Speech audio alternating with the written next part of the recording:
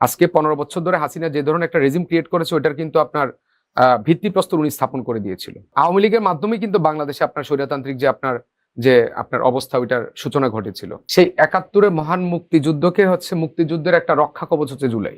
ক্ষমতার যে রাজনীতি, এটা কি জুলাইয়ের চেতনাকে দুর্বল করছে?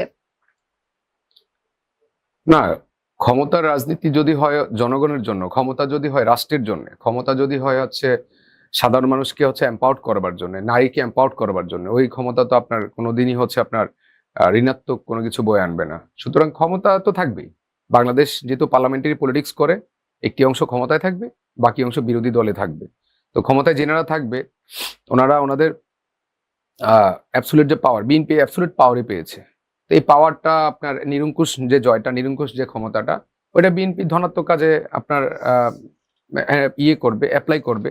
যা ইতিমধ্যে হচ্ছে বাংলাদেশের যিনি প্রধানমন্ত্রী জনাব তারেক রহমান, উনি নানা রকম আপনার সৃষ্টির মাধ্যমে দেখাচ্ছে যে পলিটিক্যাল কালচারটাকে কিভাবে পরিবর্তন করতে হয়, উনি সাধারণ মানুষকে কিভাবে হচ্ছে আপনার মানে কাছে টানতে হয়। উনি বাংলাদেশের হচ্ছে যে আকাঙ্ক্ষাগুলো লাস্ট 15 ইয়ার্সের, বা হচ্ছে বিএনপি যে 31 দফা, বা হচ্ছে আপনার জুলাই আগস্ট ম্যাসাকারের পরে পরবর্তী সময় যে আমরা জন আকাঙ্ক্ষার জন্য যে আপনার গণভোট, যেটা রেফারেন্ডামের যে কথা বলা হয়েছিল, প্রত্যেকটি বিএনপি আপনার এন্ডোর্স করার কিন্তু পক্ষে অবস্থান করছে।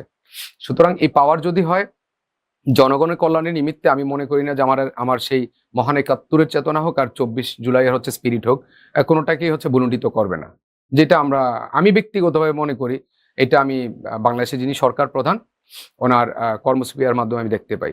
আর আর আমি একটা জিনিস বিশ্বাস করি, দেখুন বাংলাদেশ, আবারও বলি, 56,000 বর্গ মাইল, ছোট্ট একটা জায়গা, অ্যাসেট খুবই সীমিত। এখানে আপনার 20 কোটি মানুষের বসবাস।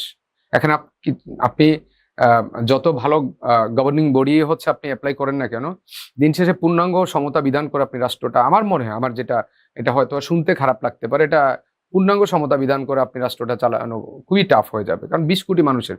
আর গত 15 বছরে আমাদের একটা হাই টাইম ছিল, এভারেজ আমাদের খুব সম্ভবত 2020-তে মোস্ট প্রবাবলি তখন যে কোনো একটা জায়গায় আলাপচারিতায়, তখন বাংলাদেশের গড় বয়স ছিল 37 কি 38, মানে হচ্ছে তরুণের সংখ্যাটা বেশি ছিল। হাসিনা তো 15 বছর আপনার এই এই এই যোগ্য সময়টাকে, যেটা আপনার বড় বড় রেজিম যারা চাইনিজরা আপনার ওই সময়টাতে তরুণদেরকে আপনার স্কিল করে পুরো বিশ্ববাসীকে দেখিয়ে দিয়েছে কিভাবে আপনার পরিবর্তন করতে। হাসিনা 15 বছর পাওয়ার পরেও সে শুধুমাত্র তার নিজের দল বা নিজের ব্যক্তিগত হচ্ছে অর্জন ছাড়া দেশের জন্য কিছুই করে নাই। তো সে কিন্তু যে সময়টা পেয়েছে, যেভাবেই পেয়েছে, মানুষ কিন্তু দেখবেন রেজিম যেমনই হোক না কেন, আপনার যদি গভর্নমেন্ট যদি হচ্ছে বেনভোলেন্ট ডিক্টেটরও হয়, মানুষ কিন্তু এটা মেনে নেয়, যদি হচ্ছে জনগণ যদি হচ্ছে আপনার এটা থেকে উপকৃত হওয়ার থাকে। হাসিনা 15 বছর জনবিচ্ছিন্নতায় আপনার অনেক বাংলাদেশকে তো অনেক পিছিয়ে নিয়ে গেল। বাংলাদেশে আজকে যে হচ্ছে লোন বা হচ্ছে ঋণের যে পরিমাণ, বা বাংলাদেশ থেকে আপনার যে মানি লন্ডারিং যেটা, বা হচ্ছে মানি ড্রেন, বা সবকিছুর আপনার যত ব্যাড প্রেসিডেন্ট আছে হাসিনা কিন্তু আপনার করে দিয়ে গেছে। সুতরাং ওই সমস্ত ব্যাপারগুলো থেকে বিএনপি যেভাবে আস্তে আস্তে করে হচ্ছে আপনার এই প্রত্যেকটা পয়েন্টকে হচ্ছে পয়েন্ট আকারে দেখছে বা হচ্ছে কর্মপদ্ধতির মধ্যে নিয়ে আসছে, আমি এ ব্যাপারে প্রচন্ডভাবে আশাবাদী, প্রচন্ডভাবে অপটিমিস্টিক, যে আমার মনের ভিতরে ইউটোপিয়ান ভাবনার মতো পরিবর্তন না হলেও অ্যাটলিস্ট একটা মোটামুটি সিক কোনো রেজিম দাঁড়াবে না। হাসিনার মতো কোনো সিক একটা রেজিম বাংলাদেশে আর কোনোদিন জুলাইয়ের প্রতিষ্ঠিত নাম হবে না। ব্যবহার করে এই যে রাজনীতি হচ্ছে, এই সমালোচনা কতখানি সত্যি? দেখুন, জুলাই তো হচ্ছে আমাদের কাইন্ড অফ হচ্ছে আপনার আমাদের যে 71-এ যে মহান মুক্তিযুদ্ধ, সেই 71-এর মহান মুক্তিযুদ্ধকে হচ্ছে মুক্তিযুদ্ধের একটা রক্ষা কবচ হচ্ছে জুলাই। মানে 71-এর মুক্তিযুদ্ধটা যে চেতনা, যে হচ্ছে আপনার সার্বিক পরিস্থিতির মাধ্যমে আমরা 71-এ আমাদের অর্জনটা করেছি। তো জনগণ তো একটা আপনার ছিল, আপনার জনগণের চাওয়া পাওয়া ছিল। পরবর্তীতে হচ্ছে যিনি 71-এর অন্যতম সংগঠক, বিখ্যাত বড় জনপ্রিয় সংগঠক শেখ মুজিবুর রহমান, যিনাকে আমরা হচ্ছে 71 পিরিয়ডের আগে পুরো বাংলাদেশে অবিসংবাদিত নেতাই ছিলেন উনি।